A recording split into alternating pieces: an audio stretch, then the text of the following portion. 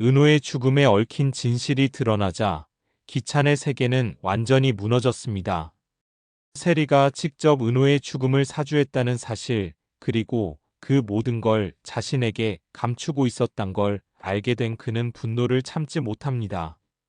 하지만 세리는 뻔뻔하게 눈물까지 흘리며 자신이 사랑해서 그랬다고 변명합니다.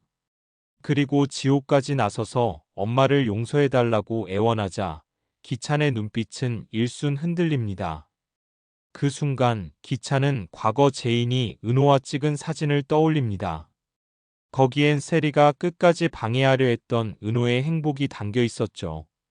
지호, 내 엄마가 내 동생을 죽게 만들었어. 그게 용서받을 수 있을 것 같아?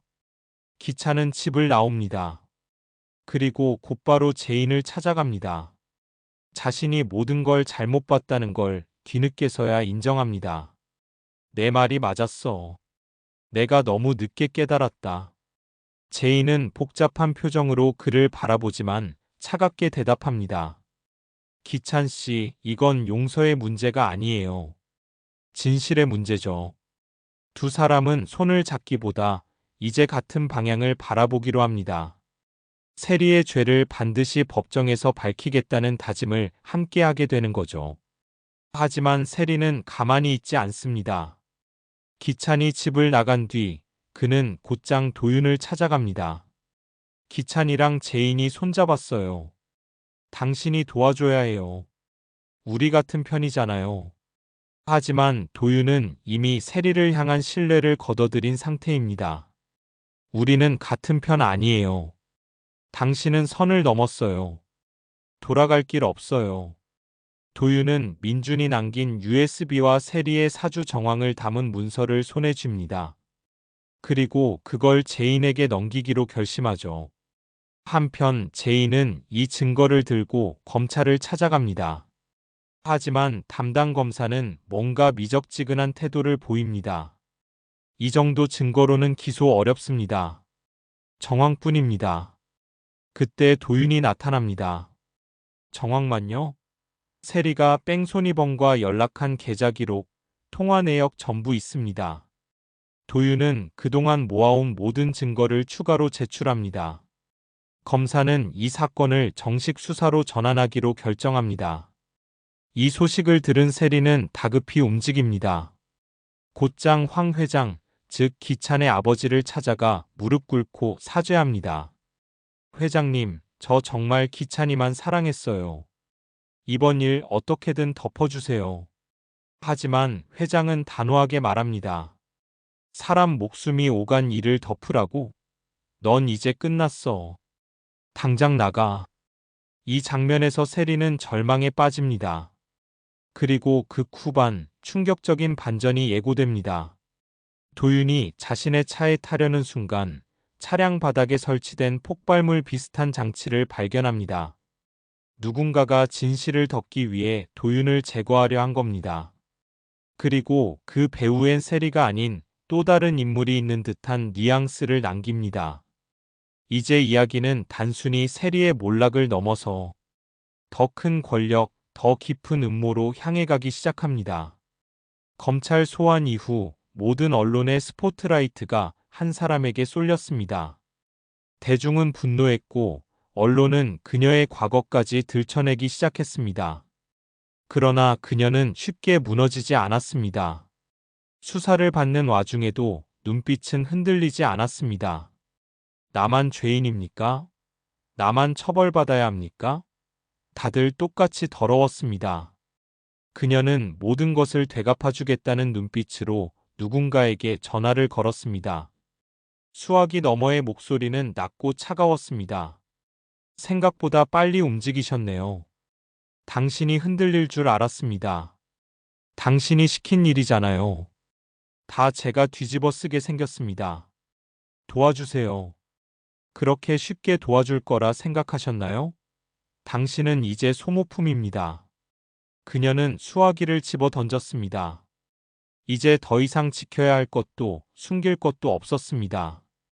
공격적인 기자회견을 열었고 그동안 입을 다물고 있던 여러 이름들을 언급했습니다. 기업 비자금, 정계 로비, 숨겨진 계좌들까지 말입니다. 하지만 기자들의 반응은 냉담했습니다. 증거는 있습니까? 그게 다 사실이면 왜 지금에서야 밝히는 겁니까? 그녀의 외침은 궁지에 몰린 자의 마지막 발악처럼 보였고 여론은 오히려 더 차갑게 등을 돌렸습니다. 한편 그는 여전히 괴로움 속에 있었습니다. 아들의 죽음도 아내의 배신도 끝까지 믿지 못했던 제인까지 모든 것이 본인의 탓처럼 느껴졌습니다. 그는 제인을 찾아가 조용히 고개를 숙였습니다. 미안합니다. 이젠 정말 알겠습니다. 당신이 얼마나 힘들었는지 왜 몰랐을까요? 제인은 조용히 그를 바라보았습니다. 이제라도 옆에 있겠습니다. 당신이 혼자 싸우지 않도록 하겠습니다. 그러나 제인은 마음을 쉽게 열지 않았습니다. 늦었습니다. 이건 감정의 문제가 아니라 책임의 문제입니다. 그 말에 그는 다시 주먹을 움켜쥐었습니다. 책임 이제 자신이 할 수 있는 유일한 일이 그것뿐이라는 사실을 깨달았습니다. 한편 도윤은 조용히 자료를 정리하고 있었습니다. 지금껏 모아온 기록들, 통화 내역, 송금 장부. 그리고 결정적인 하나. 누군가 그에게 익명으로 전달한 메모리 카드였습니다.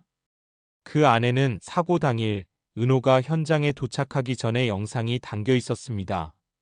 한 여자가 누군가와 통화하며 말하고 있었습니다. 애는 도착 못합니다. 오늘 일은 확실히 끝내주세요. 절대 들키면 안 됩니다. 이후 도로 위를 빠르게 달리는 검은 SUV 차량의 번호판 일부가 영상에 포착되었습니다. 도윤은 영상 파일을 보건 전문가에게 넘기며 말했습니다. 이 영상 최대한 선명하게 복원해주세요. 번호판도 확인 가능해야 합니다. 전문가는 고개를 끄덕이며 답했습니다. 해보겠습니다. 이게 진짜 열쇠일 수도 있겠습니다. 같은 시각 그는 집으로 돌아와 정체불명의 편지를 받았습니다. 편지에는 단 하나의 문장이 적혀 있었습니다.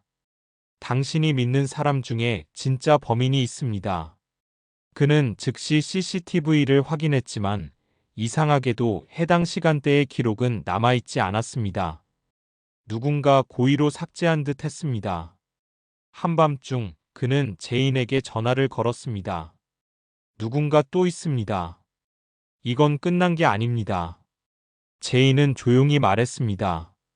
처음부터 끝까지 하나하나 밝혀야 합니다. 우리 다시 시작합시다.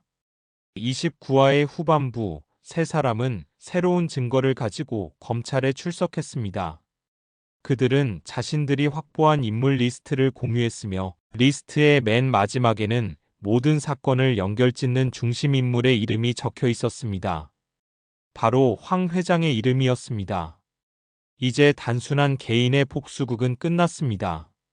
그 뒤에 숨겨진 가족의 권력과 비밀의 연대가 드러날 순간이 다가오고 있었습니다. 믿는 자를 의심해야 하는 순간이 왔습니다. 이제 여왕의 집은 사랑과 증오를 넘어 권력과 진실의 전쟁터로 변하고 있습니다.